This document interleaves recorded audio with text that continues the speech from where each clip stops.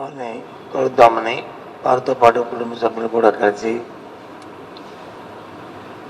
వారికి మనోధైర్యం ఉద్దేశంతో అధ్యక్షుడు రావడం, వారితో పాటు మీ అందరం కూడా అక్కడికి వెళ్ళడం వాస్తవం.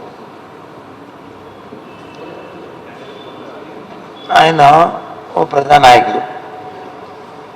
నిన్నటి రోజున వచ్చిన రోజున ఎయిర్పోర్ట్ నుంచి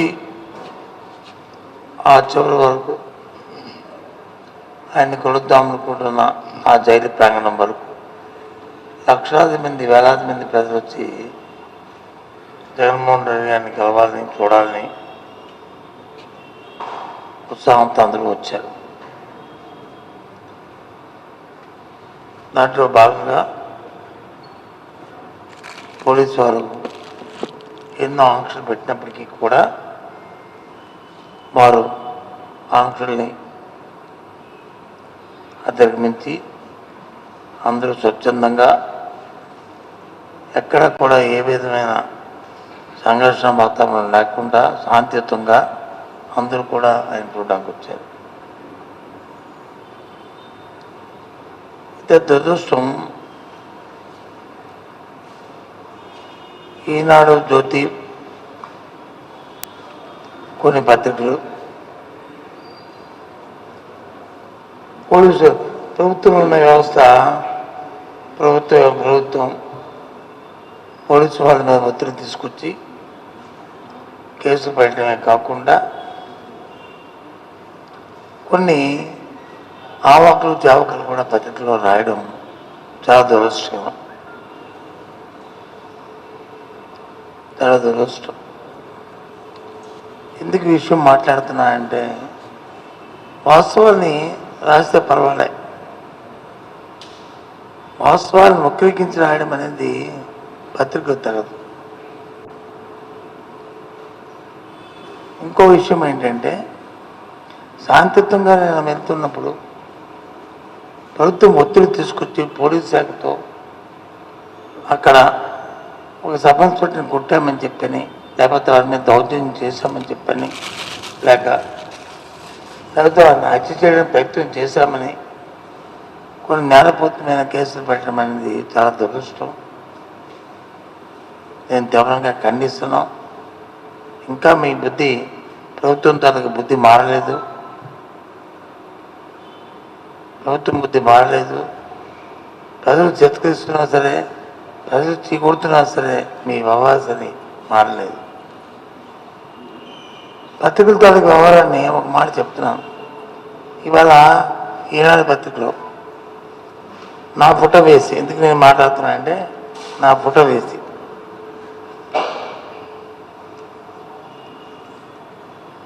పోలీసులపై బస్సు బెదిరింపులు. నా రాజకీయ జీవితం ఇప్పుడు వచ్చి నన్ను ఎవరు బెదిరించలేదు, నేను ఎవరిని బెదిరించలేదు. ఏంటి, ఏదో రంగరాజు గారు అయిపోయారు, ఆయన తత్వం అయిపోయింది, మనం ఇంకా వారసత్వాన్ని కూడా ఈ వారసత్వం వచ్చిందా ఏంటి? రాత్రులు నన్ను జరిగిన సంఘటనలో నేను గవర్నర్ గారికి కూడా లేఖ రాయిపోతున్నాను. నేను రేపు ఆ లేఖ కూడా మీకు విడుదల చేస్తాను. ఈ ప్రభుత్వం అతిగా ప్రవర్తించిన తీరు, పోలీసు శాఖ ద్వారా అతిగా ప్రవర్తించిన తీరు ఇవి రాశారు. నేను ఒక క్యాబినెట్ హోదా గల వ్యక్తిని. నేను రోజున అప్పారాజు గారిని ములాఖత్కి వచ్చి జగన్మోహన్ రెడ్డి గారితో నేను వెళ్దామని, నేను ఎప్పుడు వెళ్తున్నా నా 2 కార్లలో నేను వెళ్తూ, ఒక కారులో వచ్చి అప్పలరాజు గారి ఫ్యామిలీ మెంబర్లు అందరినీ ఎక్కించుకొని, 2వ కారులో వచ్చి నా పిఏలు, నా గన్మెను వాళ్ళందరినీ 2వ కారులో ఎక్కించుకుంటే పోలీసు వాళ్ళు వచ్చి ఆ కారు వెళ్ళడానికి వీల్లేదు అని అడ్డు పెడతారు. ఏమయ్యా, ఏమిటి, ఎవరు చెప్పారు?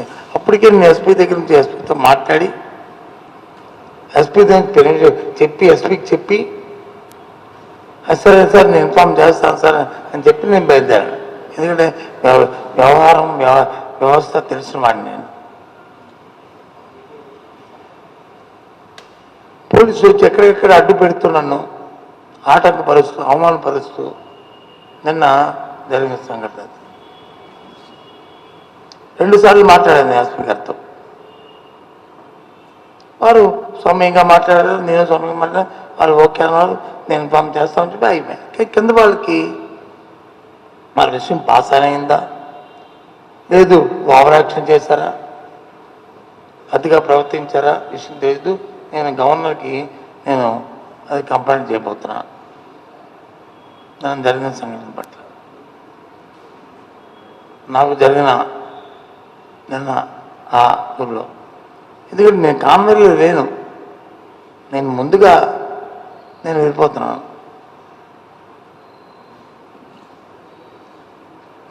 నేను వెళ్ళింది 1 గంట టైం. అప్పుడు బయటికి పోయిపోవడం దగ్గర 1 గంట టైం. అప్పుడు నేను వెళ్తున్న ఆ 2 వెహికల్స్ నువ్వు ఒకే వెహికల్లో వెళ్ళాలని ఒక పోలీస్ ఆఫీసర్ వచ్చి, ఎవరో నాకు తెలియదు కానీ ఆయన వచ్చి అక్కడ అడ్డు పెట్టి ఆయన చేసిన వ్యవహారం. ఇప్పుడు తిరిగి సంసార కబుర్లు ఇవాళ ఈ పత్రిక వచ్చి 2 రాస్తున్నాయి. జగన్మోహన్ రెడ్డి గారు వచ్చి ఇదేనని చెప్పింది. ఇదేనా వ్యవస్థ తాలూకా పరిస్థితి? ఇదేనా ప్రభుత్వం తాలూకా పనితీరు? మళ్ళీ పైపెచ్చు నిన్న హోంమంత్రి గారు మిగతా మంత్రులు మళ్ళీ వాళ్ళ స్టేట్మెంట్లు. కాలం ఎప్పుడు ఒకలాగా ఉండదు. రాత్రి అయితే పగల వస్తుంది, పగలైతే రాత్రి వస్తుంది. దయచేసి మనం చేస్తున్నాం. ఎందుకు నేను ఇవాళ మాట్లాడుతుంటే రాష్ట్ర ప్రజలందరికీ తెలియాలి ఈ విషయం అని చెప్పి.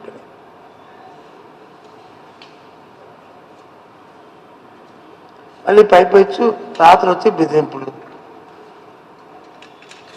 నన్నెవరు ఇప్పటి వరకు 40 సంవత్సరాలు బెదిరించలేదు, నేను ఎవరిని బెదిరించలేదు. ఏంటిది? మీకు వ్యక్తిత్వాలు లేకపోతే మీకు లేకపోతే లేకపోవచ్చు, మాకున్నాయి. ఇది నాట్ కరెక్ట్. తిరిగి పైపెచ్చు అక్కడ వచ్చి సబ్ ఇన్స్పెక్టర్ మీద 2 వీలర్స్ వెళ్తున్న అడ్డుకుంటే మాల్మడకాళ్ళు వాళ్ళు, నేను 2 వీలర్స్ మీద మమ్మల్ని ఎందుకు కొట్టుకుంటారమ్మా, మేమే కాన్వాయ్గా ఊరికి వెళ్తామంటే వాళ్ళు వచ్చి జై జగన్ గారు జై జగన్ అని సౌండ్ ఇస్తుంటే అక్కడున్న పెద్దలు వచ్చి ఆ సౌండ్కి ఎస్ఐ గారిని వచ్చి ఆపమ్మా అని చెప్పని వాళ్ళు బతిమాలితే వాళ్ళ మీద కేసులు, మర్డర్ కేసు. పోనా అబ్స్ట్రాక్ట్ డ్యూటీస్ కాదు, murder case, attempt murder case. ఏంటిది? ఏమైపోతుంది ఈ వ్యవస్థ? ఎక్కడ వెళ్తుంది ఈ వ్యవస్థ?